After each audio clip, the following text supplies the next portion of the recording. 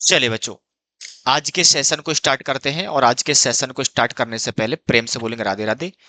और आज हम स्टार्ट करने वाले हैं आपके लिए क्या, कि जो हम बिजनेस में बुक्स ऑफ अकाउंट्स बनाते हैं, उन बुक्स ऑफ अकाउंट्स को बनाने का क्या प्रोसेस होता है, कितने स्टेप्स होते हैं, और वन बाय वन करके प्रत्येक स्टेप को हम आपको समझाने की कोशिश करेंगे कि किस स्टेप के अंदर हम क्या करते हैं और किस स्टेप पे क्या लिखा हुआ है। ठीक है। पहले मैं एक छोटा सा एग्जाम्पल बना रहा हूं आपके लिए। उस एग्जाम्पल से चीजों को समझना है। जैसे मान लीजिएगा, एक मिस्टर राम है। मिस्टर राम ने क्या किया, एबीसी लिमिटेड एक कंपनी बनाई। और ये जो कंपनी बनाई है, इस कंपनी में जो है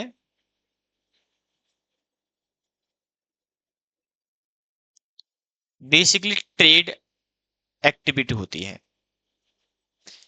ये जो कंपनी जो बनाई है, इस कंपनी का जो मोटिव है वो ट्रेडिंग करना है। ट्रेडिंग का मतलब क्या होता है? ट्रेडिंग का मतलब होता है परचेज। परचेज में क्या कर रहा हूं बेटा, फिनिश गुड्स करता हूं। और सेल्स ऑफ फिनिश गुड्स, इसके बीच में मैं क्या कर रहा हूं,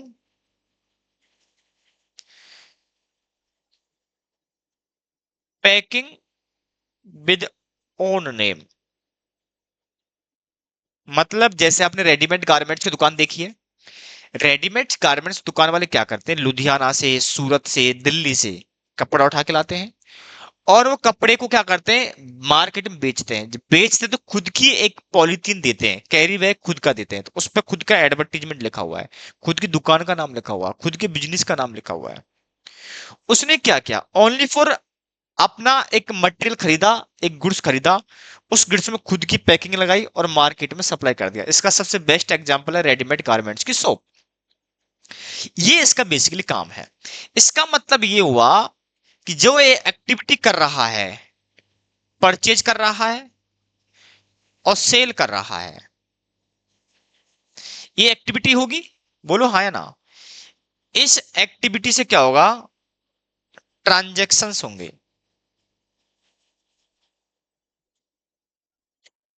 ट्रांजैक्शंस, बोलो हाँ या ना। जब हम कोई ट्रेड करते हैं तो ट्रेड करने के लिए आप डिफरेंट डिफरेंट टाइप की एक्टिविटीज करते हो। उन एक्टिविटीज को हम ट्रांजैक्शंस भी बोलते हैं। मेरी बात क्लियर है? आपको सबसे पहले जो ट्रांजैक्शन हुए हैं, इन ट्रांजैक्शन में से ये आइडेंटिफाई करना है, क्योंकि जो ट्रांजैक्शन है वो दो तरीके के हो सकते हैं। एक तो हो सकता है फाइनेंशियल ट्रांजैक्शन,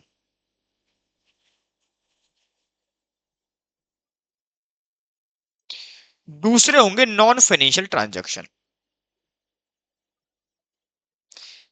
यानी कि मिस्टर राम ने एक बिजनेस सेट किया, उसमें ट्रेडिंग का काम करता है, मटेरियल खरीदता है, यानी कि फिनिश गुड्स खरीदता है, फिनिश गुड्स बेच देता है। अब जब ये ट्रेड का बिजनेस करेगा, जो एक्टिविटी करेगा, इस एक्टिविटी के अंदर बहुत सारे ट्रांजैक्शन करने पड़ेंगे।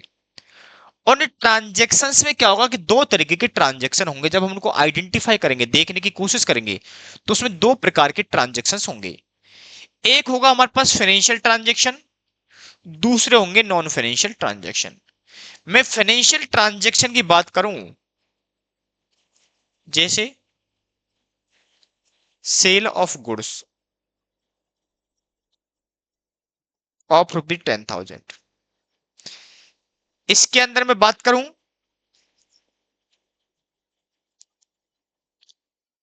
Order receive from Mohan and company for purchase. मैंने क्या कहा, दो ट्रांजैक्शन के एग्जांपल लिए। मान लो एक ट्रांजैक्शन में हम माल बेच रहे हैं, दूसरे ट्रांजैक्शन के अंदर मैं माल बेच रहा हूं, लेकिन वो पार्टी का ऑर्डर आया है, भाई लेटर आ गया कि भैया मुझे इतना माल चाहिए। ये वाली बात है, लेटर आया है, अभी माल बिका नहीं है। यानी कि माल बिकने का मतलब है मेरी ना तो कोई रेस्पॉन्सिबिलिटी क्रिएट हुई है और ना ही एक लायबिलिटी बनी है सामने वाले बंदे की। जब किसी ट्रांजैक्शन के अंदर राइट और ऑब्लिगेशन दोनों ही टर्म्स नहीं बन पा रहे हैं, तो इसका मतलब उनकी कोई भी रेस्पॉन्सिबिलिटी नहीं है, अकाउंटेबिलिटी नहीं है। तो ऐसे केस के अंदर जब तक उनके राइट और ऑब्लिगेशन क्रिएट नहीं हो जाते, तब तक हम उसको फाइनेंशियल ट्रांजैक्शन नहीं मानते। क्या नहीं मानते मेरे बच्चे? Financial transaction. मैंने इसके साथ साथ आपको फाइनेंशियल ट्रांजैक्शन की डेफिनेशन भी समझ में आ रही होगी। फाइनेंशियल ट्रांजैक्शन तब बनता है जब एक पार्टी का राइट बनता है, दूसरी पार्टी का ऑब्लिगेशन बनता है, और उन ऑब्लिगेशन और राइट के अंदर याद रखें इकोनॉमिक टर्म्स का होना मैंडेटरी है। इकोनॉमिक मतलब पैसे की बात वहां होना जरूरी है। ऐसे नहीं प्रॉमिस कर दिया, वादा, मैंने वादा किया और वो निभा दिया, लेकिन उस वादे के अंदर कोई इकोनॉमिकल ट्रांजैक्शन नहीं है। जैसे एक वादा होता है कि मैंने मेरे दोस्त से वादा किया था कि टेंशन ना ले, तेरे बेटे की शादी की जिम्मेदारी मेरी है, मैंने उसे प्रॉमिस किया है।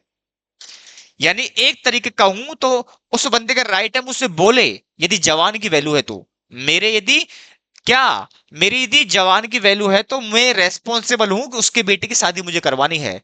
क्या इस ट्रांजैक्शन के बीच में क्या कोई इकोनॉमिकल इंपैक्ट आ रहा है? क्या पैसे का मैटर है इसमें? आंसर है नहीं। आप एक कमिटेड हो, आप कह सकते हो कि मेरी क्या है, ऑब्लिगेशन है, उसका राइट है, क्रिएट तो हुआ है, लेकिन इसमें इकोनॉमिक ट्रांजैक्शन का कोई भी इंटरफेरेंस नहीं है। तो इस केस के अंदर ये आपको नॉन फाइनेंशियल ट्रांजैक्शन बनेगा। मेरी बात क्लियर है? ट्रांजैक्शन है, ऑब्लिगेशन भी है, राइट भी है, लेकिन क्योंकि इकोनॉमिकल ट्रांजैक्शन का इसमें इन्वॉल्वमेंट नहीं है, या इकोनॉमिकल टर्म्स का इसमें इन्वॉल्वमेंट नहीं है, इसलिए नॉन फाइनेंशियल ट्रांजैक्शन ही कहलाएगा। मेरी बात क्लियर है? अब दूसरा देखो, यानी मैंने क्या बोला, ऐसा कोई ट्रांजैक्शन जिसके अंदर राइट और ऑब्लिगेशन इंक्लूडिंग इकोनॉमिक टर्म्स का होना जरूरी है। जैसे मैंने बोला कि भाई देखो, मैं ये पकड़ो, मुझे क्या करो आप, जैसे कोई माल बेच दो, मैंने लेटर दिया, ऑर्डर दे दिया, भाई ले, और पेमेंट कर दिया या माल नहीं करा, मैंने एक लेटर हेड पे लिखा कि सामने पार्टी से माल लेके आना है, मैंने लेटर हेड पकड़ाया, मेरी ऑर्गेनाइज सिग्नेचर थे, उसने मेरे नाम पर बिल फाड़ के माल बेच दिया। अब क्या हुआ, जैसे उसने माल की डिलीवरी दी, तो मेरा उस पर ऑब्लिगेशन है कि मुझे उसको पेमेंट करना है। उस बंदे का राइट है कि भैया मुझे उसको माल देना है। मेरी बात क्लियर है?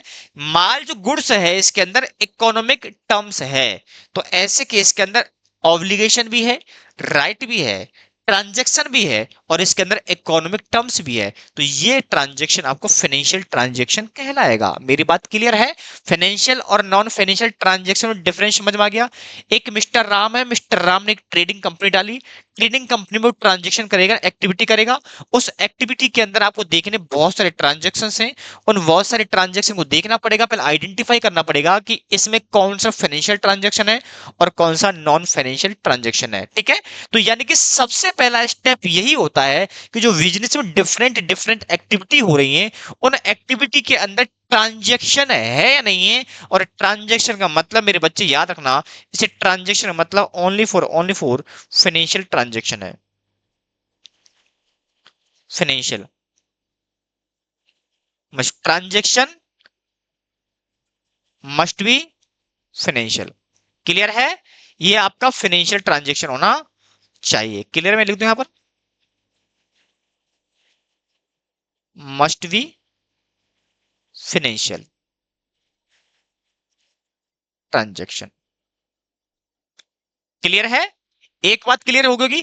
तो सबसे पहले बिजनेस में जो एक्टिविटीज हो रही हैं, उन एक्टिविटीज में जो डिफरेंट डिफरेंट ट्रांजैक्शन हुए हैं, उन डिफरेंट डिफरेंट ट्रांजैक्शन को देखो कि कौन सा फाइनेंशियल ट्रांजैक्शन है और कौन सा फाइनेंशियल ट्रांजैक्शन नहीं है।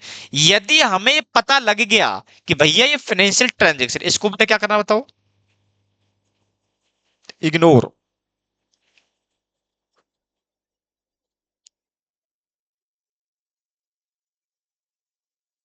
रिकॉर्ड यानी कि recognition in the books of, मेरी राइटिंग कैसे खराब आ रही है, बुक्स ऑफ कंपनी। मेरी बात क्लियर है?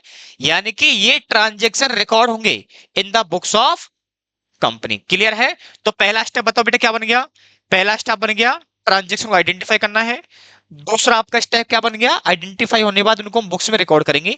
ये लिखा हुआ है, देखो, identifying of transaction, recording in general, general पे भी चर्चा करूंगा, जनरल कितने प्रकार की होती है?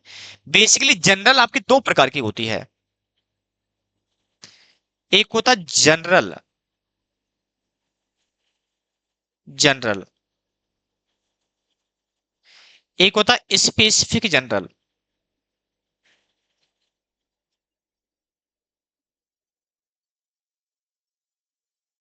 एक होता जनरल, जनरल, दूसरा होता है आपका स्पेसिफिक जनरल। मेरी बात क्लियर है यहां तक?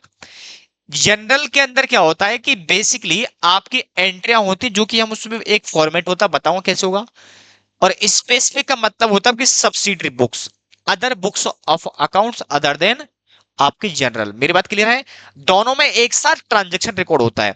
स्पेसिफिक जनरल के अंदर पहले जनरल में जाएगा वो ट्रांजैक्शन, फिर वहां से फिर वो स्पेसिफिक में भी ट्रांसफर होगा। मेरी बात क्लियर है? आगे समझेंगे, इसके बारे में बात करेंगे, बट इतना समझ लो, जब भी मैं किसी फाइनेंशियल ट्रांजैक्शन को रिकॉर्ड करने की बात करूंगा तो मेरे पास रिकॉर्ड करने की दो बुकें होती है, प्राइमरी होती है, सेकेंडरी होती है। मेरी बात क्लियर है?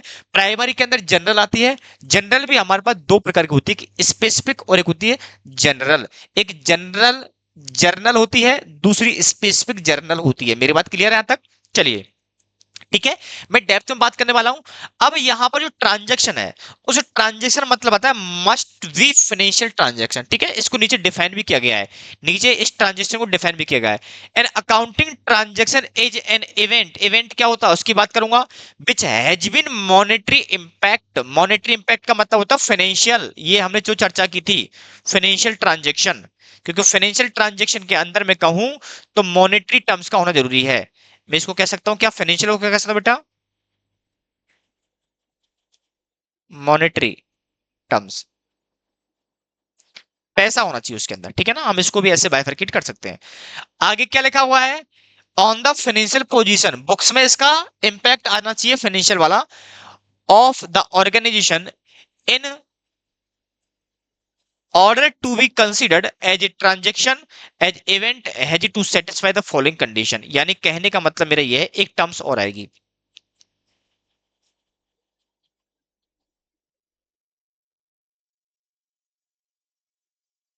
इवेंट। जब कोई ट्रांजेक्शन होता है तो डिफरेंट डिफरेंट के हमारे पास पॉइंट ऑफ टाइम होता है। जैसे मैंने बोला, आते हैं 1/3 को 2025 को, क्या हुआ, हमारे पास एक मेल आया, mail for inquiry of goods purchase. फिर यहां पर मीटिंग होती है, मीटिंग विद सेल्स मैनेजर, मान लो 31/3/2025 को है। यहां पर नेगोशिएशन होता है ऑफ प्राइस। यहां पर मान लो 1/5/25 है, यहां पर जाके एग्रीमेंट होता है ऑफ परचेज।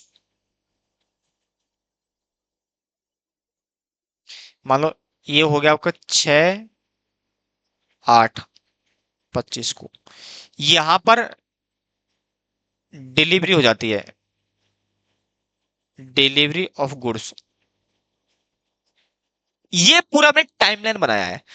अब ये कह रहा है कि आपके पास देखना पड़ेगा, एक इवेंट देखना पड़ेगा। क्या देखना पड़ेगा बेटा? एक इवेंट। क्या देखना पड़ेगा मुझे बताओ? इवेंट।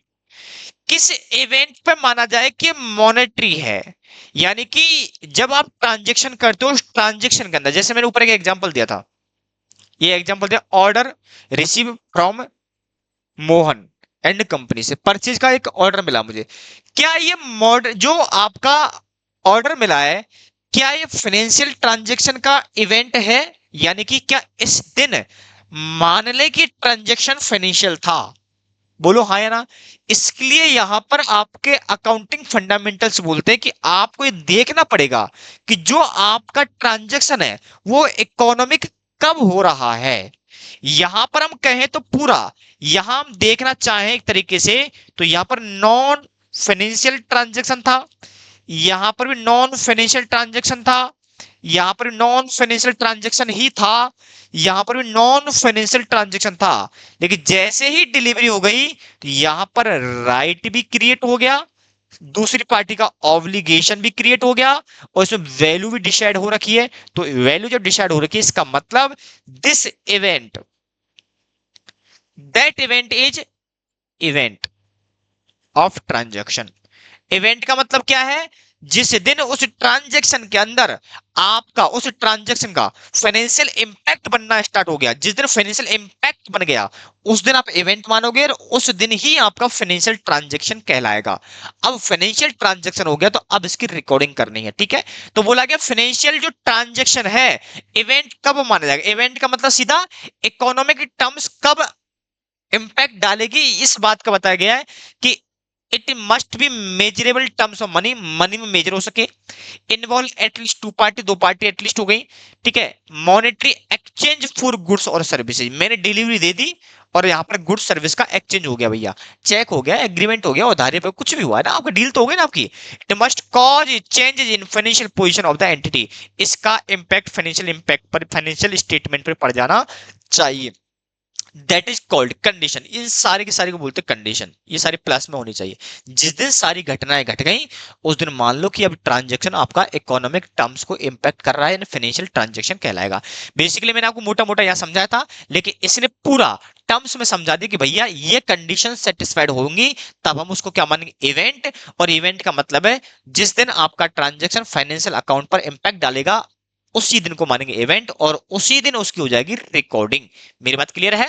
तो ट्रांजैक्शन का मतलब समझ में आ गया, पर्टिकुलर इवेंट पर जाकर के ट्रांजैक्शन ऑफ फाइनेंशियल ट्रांजैक्शन बनेगा, यानी मैं कह दूं financial transaction must be economic terms, यानी economic impact on the financial statement, ठीक है। रिकॉर्डिंग होगी। इसको पोस्टिंग टू लेजर, अब क्या करेंगे हमने, जैसे जैसे ट्रांजैक्शन होते गए उनको रिकॉर्ड करते हुए चले, भैया ये आ गया, खरीदा माल बेचा। अब क्या होगा, इन ट्रांजैक्शन को हम सेग्रीगेट करेंगे, क्लासिफाइड करेंगे। इसके अंदर क्या बोलते हैं बेटा? क्लासिफिकेशन। क्या बोलते हैं हम?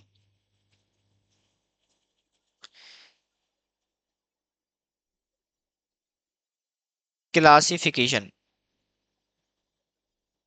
ऑफ ऑल अकाउंट्स, ठीक है। परचेज का अकाउंट अलग होगा, सेल का अलग होगा, सैलरी का अलग होगा, वेज का अलग होगा, पेंशन का अलग होगा, हर चीज का अलग अलग होगा, ठीक है।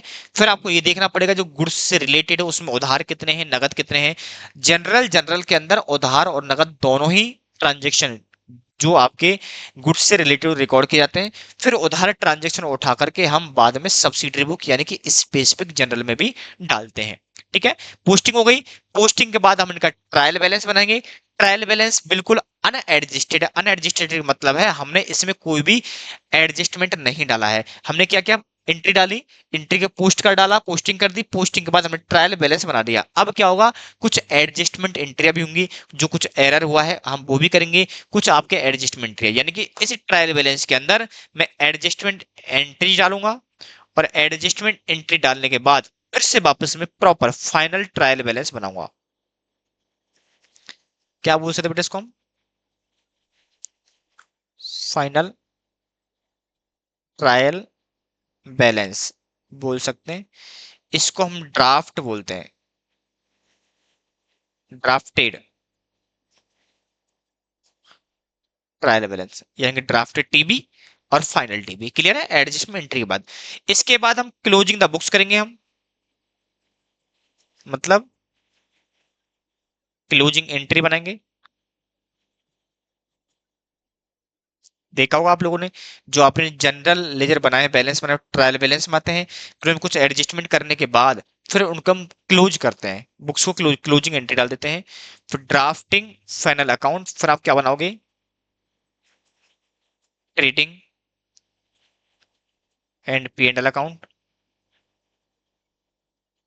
Balance sheet, cash flow statement, changes equity statement, ठीक है ना। अलग अलग के फाइनल अकाउंट आप यहाँ बनाते हो। मेरी बात क्लियर है?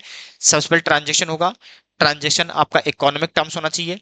दूसरा रिकॉर्डिंग करोगे, ट्रायल बैलेंस बनाओगे जो ड्राफ्टेड होगा, फिर आप उसमें एडजस्टमेंट एंट्री डालोगे, फिर फाइनल ट्रायल बैलेंस बनाओगे, बुक्स ऑफ अकाउंट्स को क्लोज करोगे, इसके बाद आप फाइनल अकाउंट बनाओगे। ये पूरा की पूरा आपका क्या है बेटा, प्रोसेस है, ठीक है।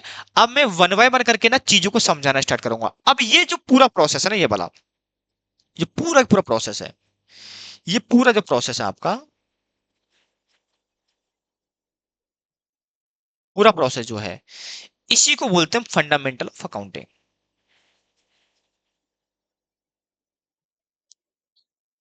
फंडामेंटल अकाउंटिंग का पूरा प्रैक्टिकल कंटेंट इस पूरे ड्राफ्ट के अंदर है। मेरी बात क्लियर है? जो अकाउंटिंग प्रिंसिपल थे, कंसेप्ट थे, वो मैंने समझा दिए। अजम्पशन किस आधार पर लेना है, किस तरीके से आपको चीजों को देखना है, क्या मानते रिकॉर्ड करना है, फिर उसको रिकॉर्ड करना है, ट्रांजेक्शन कैसे होंगे, डुअल एस्पेक्ट कैसे, उसको अप्लाई भी तो करना है।